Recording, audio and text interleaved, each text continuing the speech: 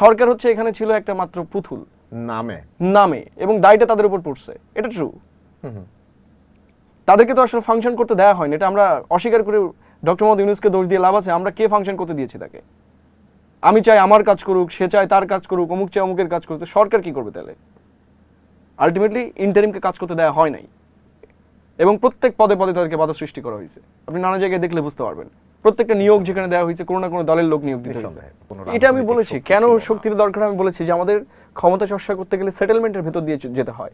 আজকে যদি আমাদের জুডিশিয়ারি নিরপেক্ষ থাকতো, আই মিন ইনস্টিটিউশন হিসেবে ফাংশন করতো, আমার ঢাকা বিশ্ববিদ্যালয় যদি ইনস্টিটিউশন হিসেবে ফাংশন করতো, এটাকে ইনস্টিটিউশন বানানোর চেষ্টা করা হয়েছিল বলে অটোনমি দেওয়া হয়েছে, রাইট, যে এখানে কোনো দলীয় ব্যক্তি ঢুকবে না, ইভেন প্রাইম মিনিস্টার ঢাকা বিশ্ববিদ্যালয়ে বক্তব্য দিতে পারে না, এটা আপনি জানেন হয়তো। জি, সেখানে প্রেসিডেন্ট বক্তব্য দিতে আসতে হয়, মানে একজন নিরপেক্ষ ব্যক্তিকে আসতে হয়।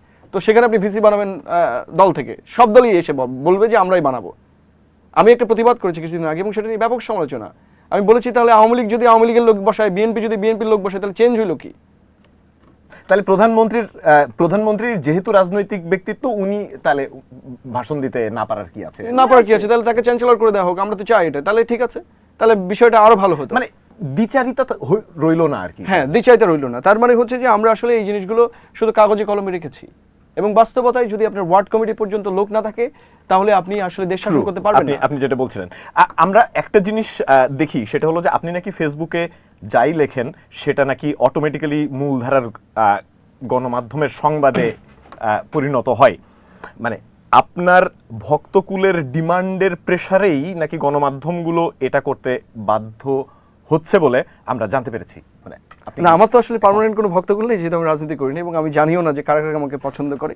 তবে যেটা মনে হয় যে সিভিল সোসাইটির অনেক ব্যক্তি আমাকে পছন্দ করেন, এবং অনেকের সাথে আমার কথা হয়েছে, সেটা অবশ্যই আমার কথার কারণে। কথা বলতে তাদের কথাটা আমি বলছি এই কারণে, তারা যেটা বলতে চাই সেটা আমি বলছি। এবং আসলে জেনজির প্রতি, মানে আমাদের যে জেনারেশন, এটার প্রতি আমাদের সিনিয়র যে জেনারেশন আছে, তাদের অনেক এক্সপেক্টেন্সি ছিল, তারা অনেক প্রত্যাশা করেছিল যে আমরা আসলে ভালো কিছু করব, এবং তারাও চায় আমাদের নতুন প্রজন্মের যারা নেতা এসেছে তারা অনেক বেশি বেশি ভুল করেছে, কিন্তু তাদের প্রতি কিন্তু মানুষের যে আগ্রহ সেটা কখনো কমে নাই, রাইট, তাই না?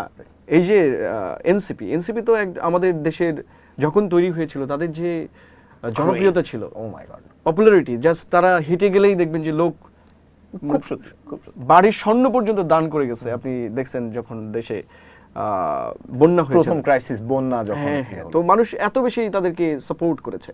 অর্থাৎ তরুণ প্রজন্মের প্রতি আসলে সবারই একটা আকর্ষণ আছে যে আমাদের পরবর্তী জেনারেশন কেমন হবে। তো সেই জায়গা থেকে যারা যারা এটা নিয়ে কাজ করছেন তরুণ প্রজন্মের ভিতরে, আসলে মিডিয়া এবং সবাই আসলে চাচ্ছেন যে তারা সামনের দিকে এগিয়ে যাক।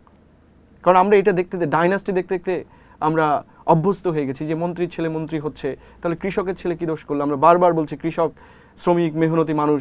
আপনি দেখেন ভারতের যখন স্বাধীনতা আন্দোলন হলো, সেই আন্দোলনে সবচেয়ে বেশি জীবন দিয়েছে, আন্দোলন টিকিয়ে রেখেছে কি? বুদ্ধিজীবীরা, শ্রমিক, কৃষক। বাংলাদেশে যখন জুলাই অভ্যুত্থান হলো, কয়জন রিক্সা চালক নেতা হয়েছে? তারা তো নিহত হয়েছে। গার্মেন্টস কর্মী কয়জনকে আপনি নিয়ে এসেছেন সংসদে? কবে নিয়ে এসেছেন? Not in the media too. তার মানে এরা হচ্ছে যে পৃথিবীতে সবকিছু আপনাকে এনে দিবে, দিন শেষে ওরা বাড়ি চলে যাবে।